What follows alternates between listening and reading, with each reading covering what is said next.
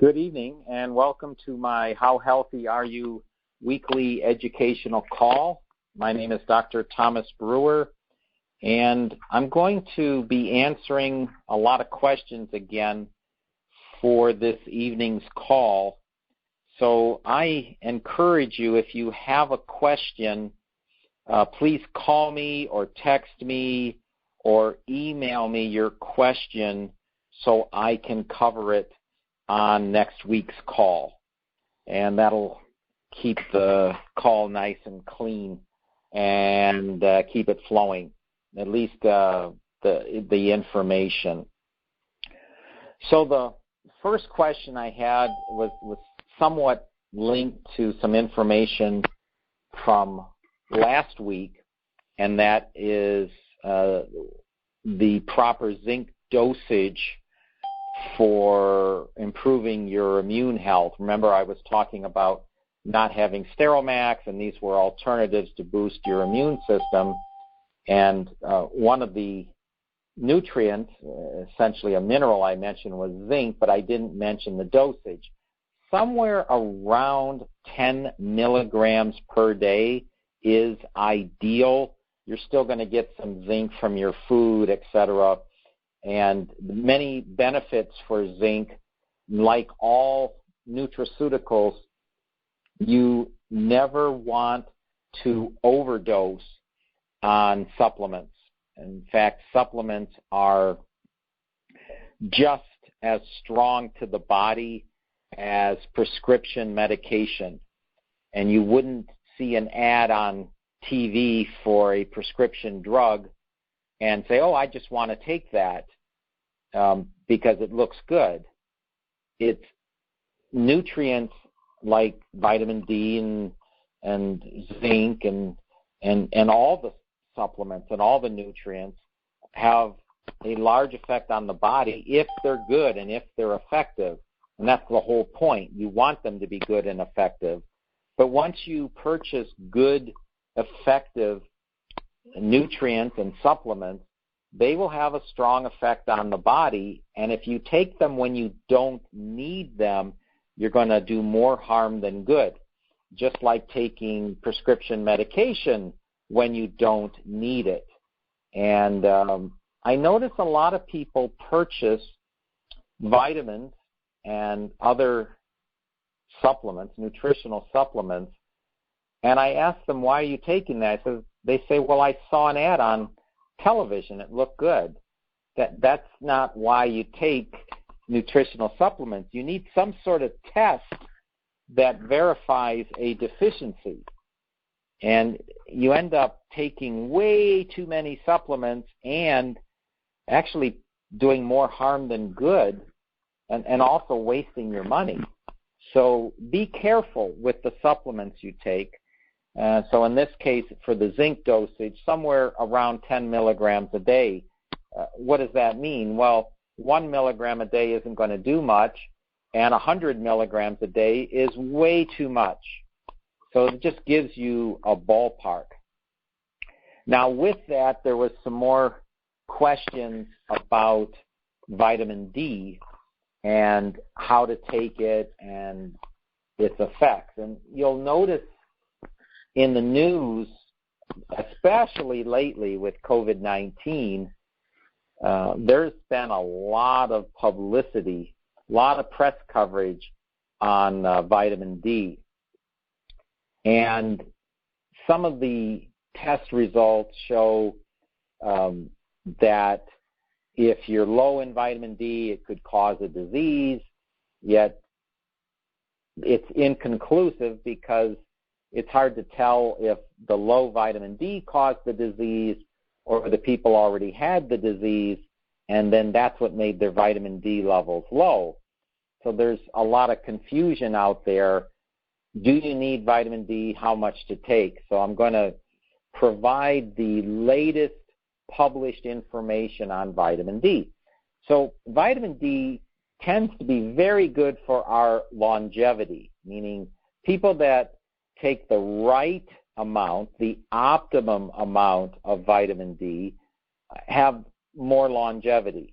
And what is that optimum amount? Well, the sun works for you to produce vitamin D. So just about 15 minutes of sunlight that's exposing, or at least is where a good portion of your skin is exposed, works great.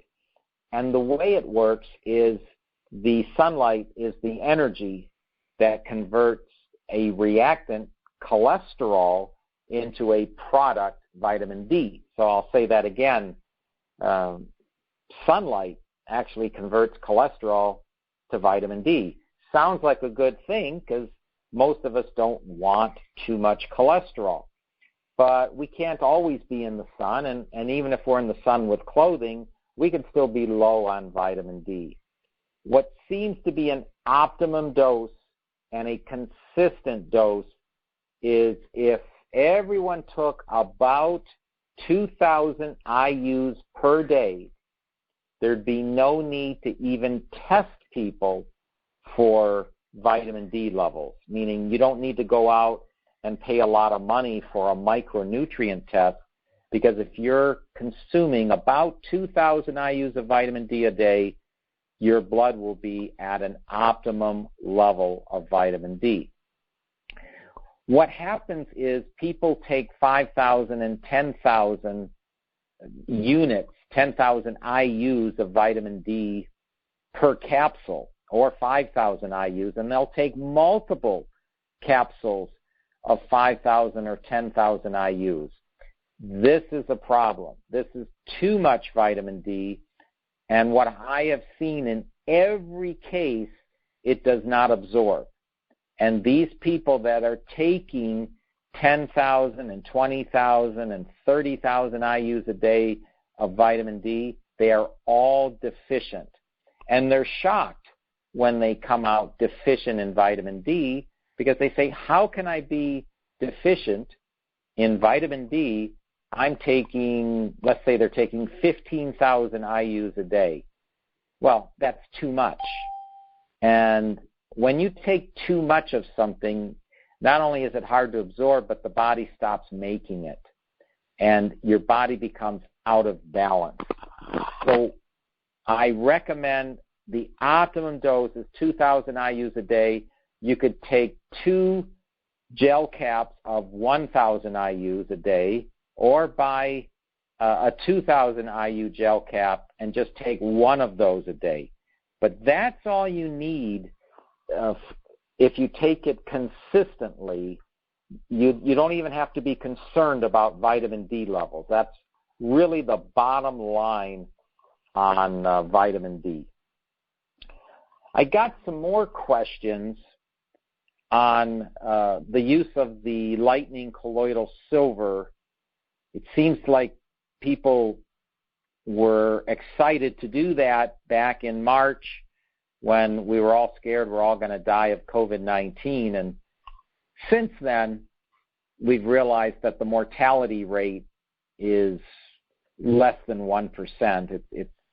It's very similar to the flu, and who knows what's going to happen when all the actual numbers come out, and there's been so much fraud with the testing and the statistics. But regardless of the fact, people are still asking how to protect themselves during the upcoming flu season, because the colloidal silver that we were working with back in March for COVID-19, it's the same procedure for the cold and flu season coming up.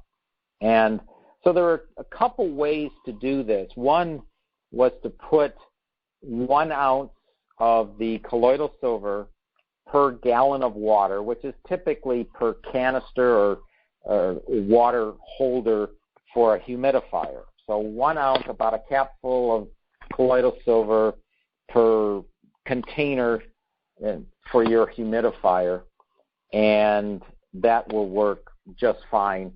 You don't even need to use it all the time, all day, every day. If you're using your humidifier actually as a humidifier, you're probably be going through a lot of water. So I would recommend doing that perhaps once a week.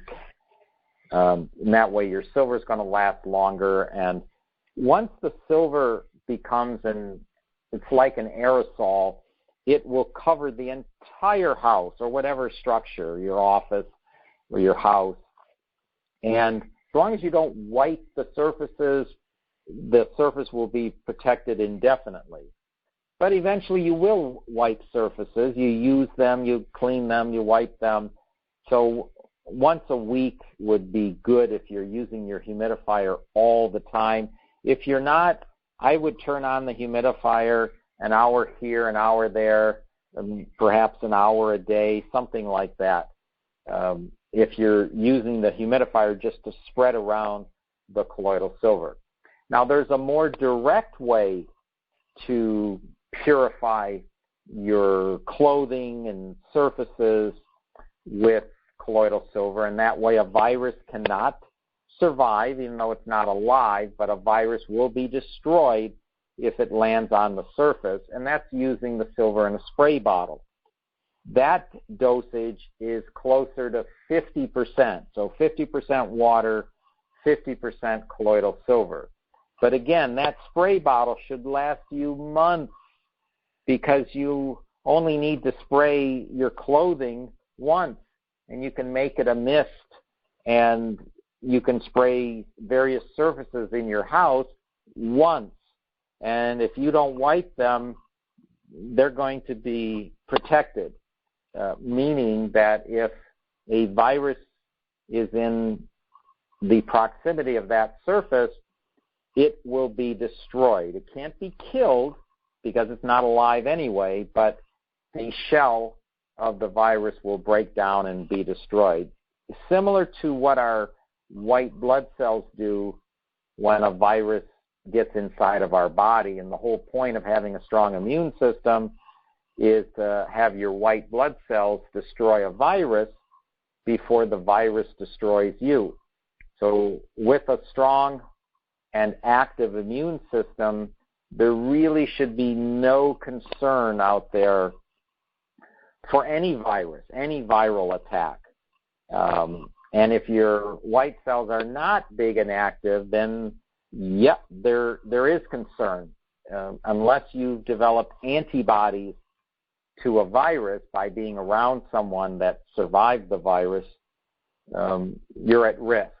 Now, it seems like a lot of people have developed antibodies against COVID-19 because they've been around people that survived COVID-19. And so the antibodies get spread around just like the virus gets spread around. But the antibodies are a good thing to spread around. And that's what's been happening. And if it keeps going on, there really won't be a need for a vaccine. That doesn't mean they won't make a vaccine and force us to take one, but there may not be a need for a vaccine. And this is very politically charged, and I hate to get too involved in it, but scientifically, keep your immune system, meaning your white blood cells, very strong and active. And part of your immune system is the bacteria in your gut, meaning keeping your probiotic levels balanced and at a good level. I have a video on that on YouTube. It's under Dr. Thomas Brewer without the words Las Vegas. I've got a video on probiotics versus prebiotics. If you haven't seen that, I suggest you take a look at that because probiotics are a big part of our immune system, just like our white blood cells. So that's all I have for today. Again, please call, text, or email me your questions, and I'll get to them for next week's call. Okay, so good night, everybody.